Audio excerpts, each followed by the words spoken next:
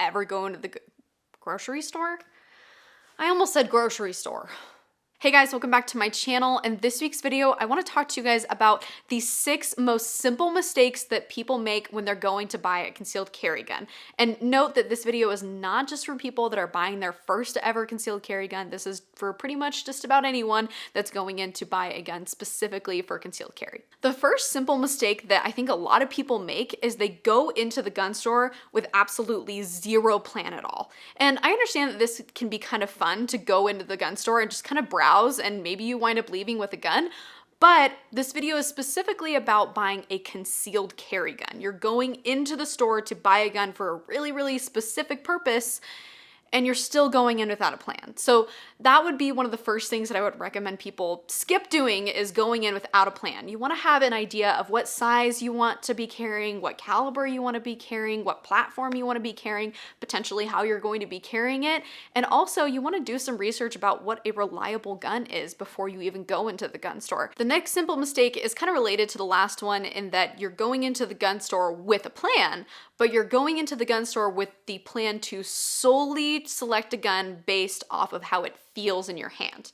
And I don't want to completely discount the idea that a gun should fit into your hand, because I think there's some merit to that, but I think that it gets blown out of proportion for a lot of people, to the point that they'll go into a gun store and buy a gun based solely off of how it feels in their hand. And I think that it's important to first prioritize shootability and reliability and even aftermarket support, which we'll talk about a little bit more in a minute. But I think there's more things that we should prioritize over how it feels, although that might be something that we should consider in the purchasing process as well. The next one is kind of a tough one, because we're all living on some kind of budget, and I know pretty much anyone would enjoy going into a gun store with an unlimited budget, but very few of us have the privilege of being able to do that. And so I want to kind of address this, that if we're going into a gun store with a really, really limited budget, we are more likely to prioritize cost over reliability or shootability. And this is problematic for a couple of reasons, but one of them is that we might actually wind up having to spend more in the long run, because we've bought something that is not a quality option, and we wind up wanting to purchase something better in the future anyways, and we wind up having to save up for that again in the future anyways. And again, I don't want to discount anyone's financial position. That's absolutely something that is a factor, of course. But I do want to present the idea that it might be worth it to wait another month or two, again, depending on your circumstances, so that you have enough to purchase something that is a reliable option. Also, there's the potential option of getting something that is used. I know that for Glock, there's a lot of police trade-ins, and sometimes there's some really great deals on those in just your local gun store, but there's also the potential option of purchasing a used gun online, and that is something that you're going to want to do research on and feel confident about making that choice. But I did just want to put that in here. It's not so much a common, simple mistake as it is something that maybe we don't put as much thought into as we could, or look into more resources so that we can wind up with something that's reliable, that's also within our budget. Okay, the next simple mistake is really a funny one, and it surprises me that it even really happens, but not a lot of people know this. I actually worked in a gun store for about a week, and within that week of working in a gun store, I had 2 different people come into the gun store and say they wanted a gun for concealed carry. And, I recommended a couple of different things that they could look into. And they wound up picking a gun specifically because of how it looked, and not based off of literally anything else. And I think this is a massive mistake when you are looking for a gun for concealed carry. You select a gun based entirely off of how it looks. It's totally fine for you to want to get a Cerakote job on your gun, or maybe there's 2 guns that are the exact same gun that you want to carry for really good reasons, and one of them is OD green and the other one's black, and you'd rather go with the OD green. Great. There's nothing wrong with you enjoying how your concealed carry gun looks.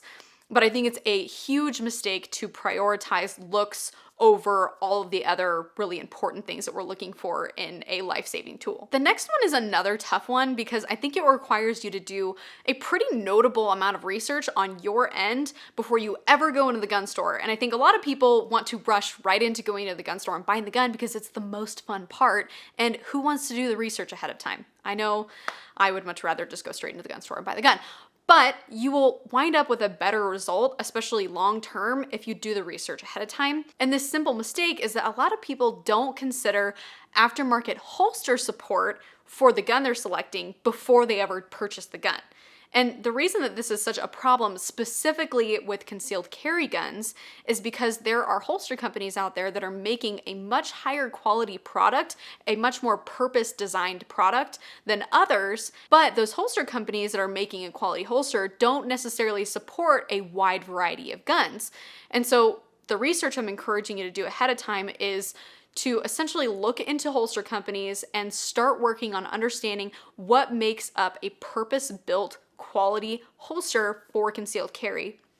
And then look into what guns those holster companies support and narrow down your gun search based off of that. And I know that's a little bit tedious and I know that might take some time, but I think it's really, really important because once you go in and buy the gun, you're going to have to start looking for holsters. And if you bought an odd gun, then you're going to have probably a really tough time finding a quality holster. You won't necessarily have a hard time finding, say, a belly band or a soft shell holster that's compatible with the gun that you purchased, but you're going to have a really hard time and potentially impossible to find a quality purpose-built holster for concealed carry. The last, but certainly not the least most important simple mistake that a lot of people make is not budgeting for any after gun purchases, such as taking classes or buying any kind of concealed carry equipment like a belt or a holster or things like maybe a weapon mounted light or an optic.